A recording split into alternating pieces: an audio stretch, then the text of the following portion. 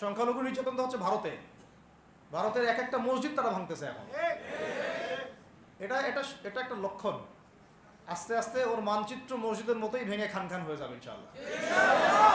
এরা যেমন অখণ্ড ভারত চায়, আমরাও অখণ্ড ভারতই চাই। আমরা চাই অখণ্ড ভারত হবে কালিমা লা ইলাহা ইল্লাল্লাহ মুহাম্মাদুর রাসূলুল্লাহ। আপনারা তো মনে করেন যে ভারত আমাদেরকে ঘিরে রাখছে, তাই না? আসলে ভারতকে আমরা ঘিরে রাখছি। এই দিক থেকে আমরা, এই দিক থেকে চায়না, এখান থেকে নেপাল, এখান থেকে ভুটান, এখান থেকে মায়ানমার, এখান থেকে পাকিস্তান, আর তার চেয়ে বাপ আছে আফগানিস্তান। আমরা যদি ইনশাআল্লাহু আজ্জা ওয়া জাল যদি আমরা এটাকে মদিনা রাষ্ট্র বানাতে পারি, এই বাংলাদেশকে যদি আমরা একটা মদিনা রাষ্ট্র বানাতে পারি, ইনশাআল্লাহ কালকে গাজওয়াতুল হিন্দ হবে ইনশাআল্লাহ। ওটার জন্য রেডি আমরা ইনশাআল্লাহ। আমাদের কাজ, এক নাম্বার কাজ হচ্ছে এখন পরিবর্তিত বাংলাদেশে কোনো ভারতীয় দালালকে আর জায়গা না দেওয়া। একদম সাফ কথা। বরং প্রত্যেকটা ডিপার্টমেন্টে যেখানেই তারা লুকিয়ে আছে ঘাপটি মেরে, এই প্রত্যেকটা ভারতীয় দালালকে এখান থেকে বের করতে হবে। আমি একা বললে আমি পারবো না, আপনি একা বললে আপনি পারবেন না। প্রত্যেকটা এই বয়ানের জায়গা, মিম্বর, খুতবা, ওয়াজ মাহফিলের প্যান্ডেল, আমাদের রাজনৈতিক দলগুলো, আমাদের ইসলামপন্থী দলগুলো যেগুলো আছে, সবার ইমারত থেকে আওয়াজটা আসতে হবে। কারণ এরা যদি আর একটা বার সুযোগ করতে পারে, না থাকবে আপনার দেহ আর না থাকবে আপনার মাথা। এখনই তো আপনাকে হুমকি দিচ্ছে, যে কোনো সময় একটা একটা করে গুপ্ত হত্যা করবে এরা। তার আগে চট্টগ্রামে সাইফুল ইসলাম ভাইকে, এক ভাইকে কুপায় মারা হয়েছে। এটার বিচার এখনো হয় নাই। যারা মারছে ওদের পক্ষ নিয়ে আমরা আবার সংখ্যালঘুর স্লোগান তুললাম। এ কেমন সংখ্যালঘু যে আমার ভাইকে জবাই করে হত্যা করে? হ্যাঁ, সংখ্যালঘু নির্যাতন তো হচ্ছে ভারতে। ভারতের এক একটা মসজিদ তারা ভাঙতেছে এখন। এটা এটা এটা একটা লক্ষণ। আস্তে আস্তে ওর মানচিত্র মসজিদের মতোই ভেঙে খান খান হয়ে যাবে ইনশাআল্লাহ। এরা যেমন অখণ্ড ভারত চায়, আমরাও অখণ্ড ভারতই চাই। আমরা চাই অখণ্ড ভারত হবে কালিমা লা ইলাহা ইল্লাল্লাহ মুহাম্মাদুর রাসূলুল্লাহ। আপনারা তো মনে করেন যে ভারত আমাদেরকে ঘিরে রাখছে, তাই না? আসলে ভারতকে আমরা ঘিরে রাখছি। এই দিক থেকে আমরা, এই দিক থেকে চায়না, এখান থেকে নেপাল, এখান থেকে ভুটান, এখান থেকে মায়ানমার, এখান থেকে পাকিস্তান, আর তার চেয়ে বাপ আছে আফগানিস্তান। আছে না আফগানিস্তান? ওদের সাথে কেউ পারছে এই পর্যন্ত? আফগানের ভাইরা নিজেদেরকে গড়ে নিচ্ছে, এখন গোছাচ্ছে। তাদের এক একজনের যে ইমানি জাজবা, 70 বছর 60 বছর বয়স হয়ে গেছে, আমাদের চেয়ে তাদের জাজবা যে এত বেশি, এটা আসলে বলে বোঝানো যাবে না। এখন কথা হচ্ছে, আমরা একটা কাপুরুষতার পরিচয় দিচ্ছি। নেপাল ওকে টাইম দেয় না, ভুটান টাইম দেয় না, মায়ানমার টাইম দেয় না, চায়না তো দেয়ই না, আর আমরা তাকে একেবারে প্রভুর আসনে বসায় রাখছি। আমরা কি দিছি? আমরা ইলিশ দেই, আমরা ট্রানজিট দেই, আমরা রেল দেই, আমরা বন্দর দেই, আমরা আর কি দেই? গ্যাস তো দেই মাশাআল্লাহ। তারপরে পণ্যগুলো তো দিচ্ছি, গার্মেন্টস দিয়ে দিচ্ছি, আমাদের প্রশাসনের মধ্যে লোকজন দিয়ে দিচ্ছি, কর্মী শ্রমিক দিয়ে দিচ্ছি। এই জন্যই তো বলি, কেন সে স্ট্যাটাস দেয় যে এই স্বাধীনতা তার স্বাধীনতা। এটাই তো আমার কারণ।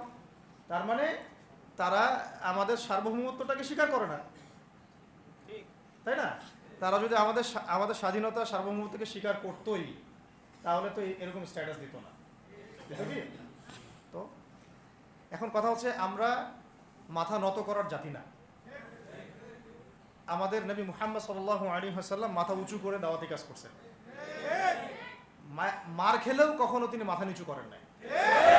সাহাবায়ে কেরাম রাদিয়াল্লাহু আনহুম আজমাইন মাথা উঁচু করে দাওয়াতের কাজ করছেন, কারোর সামনে মাথা নত করেন নাই ইল্লাল্লাহ, আল্লাহ ছাড়া। মার খেয়েছেন, হিজরত করতে হলে হিজরত করেছেন, কখনো মানুষ গালি দিয়েছে, গালি সহ্য করেছেন, কখনো মদিনায় চলে যেতে হয়েছে, দেশ ছাড়তে হয়েছে, দেশ ছাড়ছেন, আবার কখনো ইসলামী রাষ্ট্র কায়েম করতে হয়েছে, রাষ্ট্রও কায়েম করছেন। জিহাদ করার দরকার, জিহাদও করছেন, কেতালের দরকার, কেতালও করছেন। আস্তে আস্তে মক্কা বিজয় করছেন, করেন নাই? সিরাত পড়তে হবে, সিরাতের ধারাগুলো আমাদেরকে বুঝতে হবে। এখন আমরা তো তার উত্তরসূরি, আমরা তাদের উত্তরসূরি।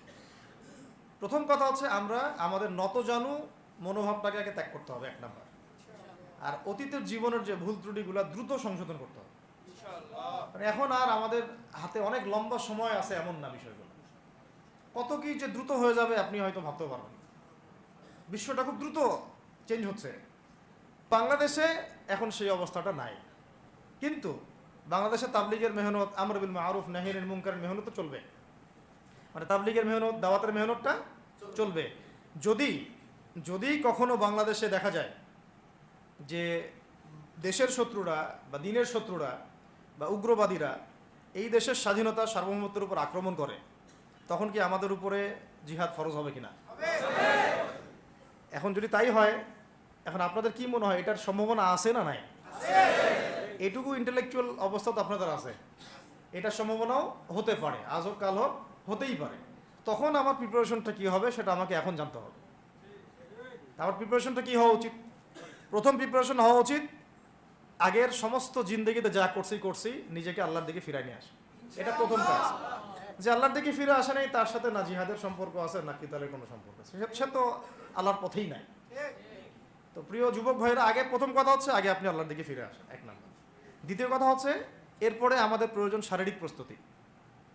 শারীরিক প্রস্তুতি যেমনটা বললাম যে কোনো অবস্থাতেই আলেম ওলামাদেরকে, দায়ীদেরকে, মুফতিদেরকে, মুহাদ্দিসদেরকে, মাদ্রাসার শিক্ষকদেরকে, খতিবদেরকে ভিতরে ঢুকতে দেওয়া যাবে না। কারণ আপনাদেরকে যদি ভিতরে নিয়ে যাওয়ার স্কোপ পায় তারা নতুন করে আবারও কেউ, তাহলে আর সুস্থ রাখবে না, তো ফিজিক্যালি আপনি ঠিক থাকতে পারবেন না। অতএব একটা সামাজিক প্রতিরোধ গড়ে তুলতে হবে সবসময়। মানে একটা এলাকার মধ্যে একজন আলেম আছেন, সেই আলেমকে এলাকা থেকে নিতে পারবে না, তাকে নেওয়ার আগে 100 জনের উপর গুলি চালাইতে হবে, এমন একটা মুভমেন্ট থাকতে হবে। প্রতিবাদ না করলে আপনি বান্দরবনে যান, বান্দরবনের পাহাড়ি এলাকায় গিয়ে কোন একটা পাহাড়ি লোককে উঠাই নিয়ে আসেন, দেখি কত বড় সাহস আছে আপনার। আর্মি পর্যন্ত পারে না। কে পারে না? সেনাবাহিনী পারে না। পারে? পাহাড়িরা ওইখানে ঐক্যবদ্ধ হয়ে যায়, ওদের মহিলারা ঝাড়ু নিয়ে সামনে চলে আসে। এই আমাদের বান্দরবনের কথা বলতেছে। ওখানে যে কুকিচিং একটা ফ্রন্ট গঠন করছে সশস্ত্র বিদ্রোহীরা, ওই অংশটুকুকে নিয়ে একটা মাস্টার প্ল্যান আছে ওদের। ওই অংশটুকুতে তারা একটা খ্রিস্টান রাজ্য বা আলাদা একটা পাহাড়িদেরকে নিয়ে একটা রাষ্ট্র প্রতিষ্ঠা করতে চায়। এটা ওদের স্বপ্ন আর কি। এই উদ্দেশ্যে তারা হাঁটতেছে এবং তারা অস্ট্রের ভাষায় কথা বলে। ওখানে তারা পতাকা বানাইছে, মানচিত্র বানাইছে, এমনকি লাস্ট টাইম আমরা ওখানে গিয়ে শুনলাম যে মুদ্রাও নাকি বানাচ্ছে। মুদ্রা বুঝতেছেন বিষয়টা কত ডিপ? আমাদের রাষ্ট্রে যে কত সমস্যা, আর জানি না যারা দায়িত্বে আছে তারা কি করতেছে, আসলে কোন দিকটা সামাল দিচ্ছে। অর্থনৈতিক দিকটা দেখবে না এই পাহাড়ি এলাকার সমস্যাগুলো মেটাবে, নাকি আমাদের মুসলিম উম্মার অভ্যন্তরীণ সমস্যাটা মেটাবে, না শহীদ ভাইদের খবর নিবে, না পঙ্গু ভাইরা যারা পড়ে আছে হাসপাতালে তাদের খবর নিবে? সিনেমা দেখতে বসে গেছে। কোন আক্কেলে সিনেমা দেখেন আপনি? সিনেমা দেখার সময় কোথায় আপনার? সিনেমা দেখার সময় কোথায়? এই যে যতগুলো ভাই শহীদ হয়েছে তাদের পরিবারের খোঁজখবর নেওয়া লাগবে না? এবং যতগুলো ভাই এখন হাসপাতালে কাতরাচ্ছে তাদের সঙ্গে হাজার হাজার ছাত্র ভাই, তাদের চিকিৎসা করানো লাগবে না? যত মানুষকে গুম করা হয়েছে ওদেরকে মুক্ত করা লাগবে না? তারাও তো জানে এটা অন্যায়, এবং যারা করে তারাও বলে এটা অন্যায়। জানেন, যারা করে তারাও বলে এটা অন্যায়। এবং আমাকেও বলেছিল যে, আমি জিজ্ঞাসা করেছিলাম যে আমাকে যদি মানে প্রকাশ্য কোর্টে চালান করে দেওয়া হয় এবং জাতির সামনে বলা হয় যে আমাকে গুম করা হয়েছে, এবং এরপর যদি বলা হয় যে আমাকে গুম করার পরে কোনো রকমের নেগেটিভ কিছু পাওয়া যায় নাই তাই আমরা ছেড়ে দিয়েছি, এই কথাটা কি বলা যাবে কি যাবে না? তারা বলছে যে না, এটা বলা যাবে না, কারণ এই কাজটা তো মানবতা বিরোধী অপরাধ, এটা করলে তো বললে তো সবাই আবার বুঝে ফেলবে। তো এই হলো অবস্থা। ওখানে আমরা বুঝেছি যে বাংলাদেশের প্রশাসনে দুইটা ভাগ আছে। একটা ভাগ হচ্ছে মারাত্মক রকমের ইসলাম প্রিয় এবং দেশপ্রেমিক, মাশাআল্লাহ, আমরা তাদেরকে স্যালুট জানাই, মাশাআল্লাহ। কিন্তু আপনারা ভুল জায়গায় শ্রম দিচ্ছেন, আপনারা ভুল জায়গায় মেধা, শ্রম এবং আপনাদের জীবন নষ্ট করতেছেন। আপনাদের থাকা দরকার ছিল ওলামায়ে কেরামদের সাথে, তাহলে আপনাদেরকে টক্কর দিয়ে কেউ সামনে যেতে পারতো না। আপনারা খালিদ বিন ওয়ালিদ হতে পারতেন আমাদের, আপনারা কিন্তু ওমর ইবনুল খাত্তাব হতে পারতেন। ওইখানে ঢুকে আপনারা শুধুমাত্র দুনিয়ার স্বার্থে সব নষ্ট করতেছেন। আমাদেরকে বলা হচ্ছে হুজুর বদদোয়া করিয়েন না, হুজুর ছেড়ে দিচ্ছেন, আমাদেরকে বদদোয়া দিয়েন না আবার বের হয়ে। আমাদের চাকরি এটা, ডিউটি এটা। এক ভাই আমাকে কোরআন এনে দিয়েছিল, নির্জনতা, তো ওখানে নির্জনতার সঙ্গী হচ্ছে কোরআন এবং নামাজ। তো এক ভাই দেখেছে আমি একটু নির্জন, মন খারাপ বসে আছে, একটা কোরআন